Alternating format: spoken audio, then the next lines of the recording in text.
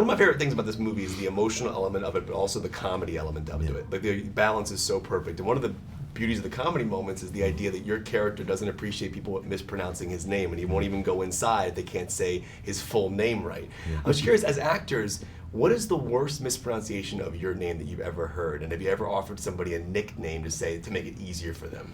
Well, I could tell you the one I hate, and is Marshall. I just don't. Marshall. I just I don't know. Please mispronounce it, but I don't know how you see Marshall there. But yeah. But and I've gotten marshmallow intentionally, as a tease. I don't know if I've ever been offended. I just think it's funny. I mean, Virgo. You've heard Virgo? Oh yeah, Virgo a lot. Vito, Virgo, Vigo. Wow. Whatever. Morgenstern, Mortenstein. I mean, it's sometimes I get them both wrong, and that's really funny. You know, one of the most powerful moments in the film, obviously, is that moment in the rain. You say, if I'm not black enough, I'm not white enough, then what am I? It's one of the most powerful moments I've seen in a film in a long time. And I'm curious, just when you shot that scene, what it was like for you emotionally, and just doing that scene together, what that day was like, and if you remember kind of where you were, and how many takes. I mean, I'm sure it was like the rain and everything. Tired. We were really tired. We'd gone past the day limit. Yeah. We were way into overtime. Yeah. It was cold. Yeah, and we were several weeks into shooting, and I personally was sick also, and I'd lost my voice. So I felt a lot of pressure it's such a key moment in the film for both of our arcs, but specifically for Don Shirley's arc, because he's opening up and he's being the most vulnerable that he's ever been to that point in the story. And so but it was great to do that with Viggo. I actually really leaned on him that day because we really usually did a really great job of taking care of ourselves, but then working together. And that day, he was working with me a little bit more because I just wasn't feeling well, and we got through it, and I think we were able to tell the story. You know, obviously the driving stuff is incredible to watch, and I'm curious how much of the driving is actually done by you in the film, and if you can maybe specifically walk through the chicken sequences, which is one of my favorite moments I've seen in a film in a long time as well. Was that multiple takes? Are you actually driving while you're eating? We did a lot of takes. I mean, what you see me eat in the scene is a lot. But I ate a lot more because there are a lot of takes. And some takes we would either Pete would back up or one of us would just back up a page or two. It's a long scene, and just to get it just right. And so Pete would yell out, "Got a no breast," whatever. So we did a lot of that. We started out the movie, our first days, we were driving a fair amount. It just depended. If we were on a big highway with lots of cars, it was more tricky. If higher speeds, sometimes they wanted us to be with a camera car, but it was seamless. I mean, weren't you driving during the chicken thing? I think you were driving though. Man. I remember the truck being in front of us, but I feel like you even were during your bite as well. Yeah, no, I think you were driving. You definitely drove for the backing up part of it, but anyway. Oh, yeah. Backing up part is my favorite. That was the most scary. That's Why? Because Pete's nuts. I mean, Pete's crazy anyway. He's a risk taker. Just telling this kind of story for him, it's a big change of pace. Casting me as an Italian American, casting the two of us, putting Val Longa, non-actor, family members in the. It's all again. He's like a gambler, and then he says, "We're at the end. We've done this shot," and he goes, "What's great is you back up." And I thought he was just going to have the car already there and me picking up the thing and drive away. He goes, "No. I want you to come full tilt backwards and stop, but don't hit the camera." I'm like, "Well, how fast?" He goes, "Well, you got to come pretty quick. It's got to look real." And then how close? He goes, "Stop like that." I'm like, one take.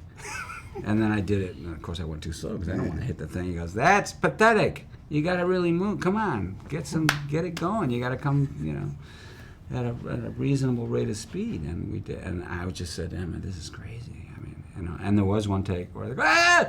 And we were like that close. And they said, "Viggo, you almost hit the camera." I go, "Well, of course I almost hit the camera. You're making me go fast, backwards. You're nuts." That's awesome. And then he made us do it like about 5 times. But one of them was just right. According to him, he was happy. We were close to the camera without killing anyone, right where the cup was. And now it closes the trailer. And now it's... Yes, it does. Yeah. All right, so first of all, and correct me if I'm wrong, the movie opens, there's no credits or title card, I believe, in the beginning of the film. I always wanted to ask a filmmaker the choice of that, because I always find it interesting when some filmmakers use them and some don't. Why did you not use them? Well, it's a great question. I don't like them because it reminds you right away you're watching a movie. Yes. And I like to just get in, forget everything, and then at the end. But it's funny, Viggo had three 3 requests at the beginning, and one of those 3 requests was no opening credits. Cool. And I was like, great, that's what I like too. But he for the exact same reason, he just doesn't. He wants to get you in without reminding you you're watching a movie. Love that. Now the license plate on the car is something I kept seeing over and over. It's 3Q1135. Yeah. Is that the exact plates they used during the storyline, or how did you choose? Is that just a production design Total thing? random. Huh. And there's nothing but the car is the exact car they used. It's not the car, but it's the model. And no, it was I don't think anybody knew the license plate. I loved being in the car with them while Viggo was driving, and these beautiful shots of like Viggo's face, and you would rack focus to Mahershala, and then back to Viggo. How hard was that to pull off rack focusing while you're in the middle of driving? It was hard, and we have a guy, my DP was a guy named Sean Porter, who's unbelievable. The guy is a young guy out of Oregon. And I had seen a movie that was one of the most beautiful movies I ever saw, and he'd done it. It was a very small movie. I said, "Who's this guy?"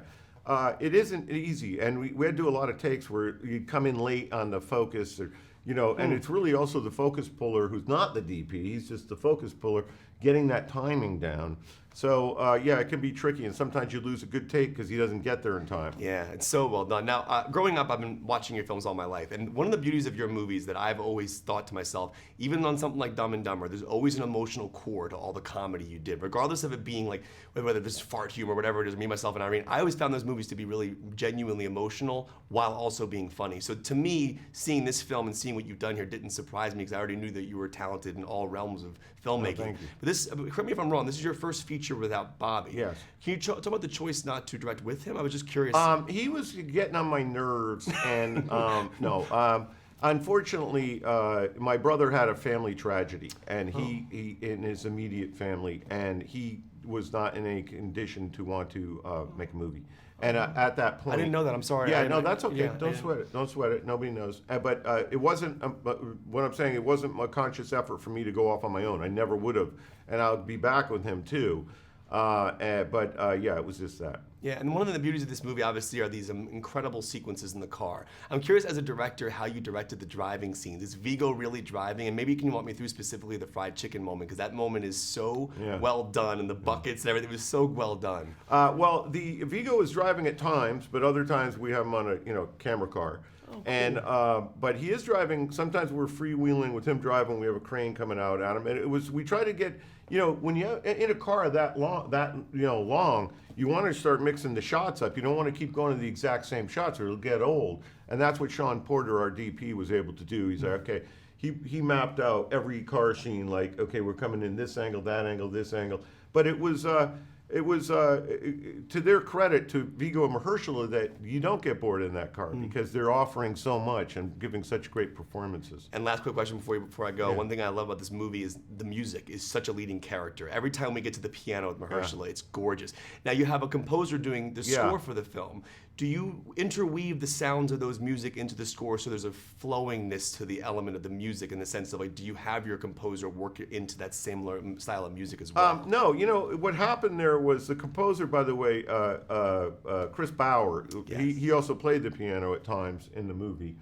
He was fantastic, but I reached out to a couple of old rockers that I knew, like guys who like old-time rock and roll guys who like from the 60s, and I asked them, I said, who inspired you from the late 50s, songs that inspired you that we don't all know? Like, I didn't want to, I got my thrill on Blueberry Hill.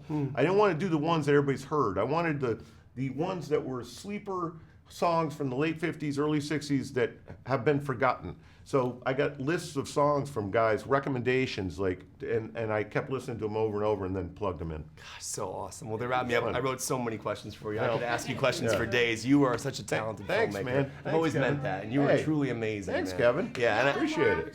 Yeah, maybe we can set up a phone or something. I 'cause love that.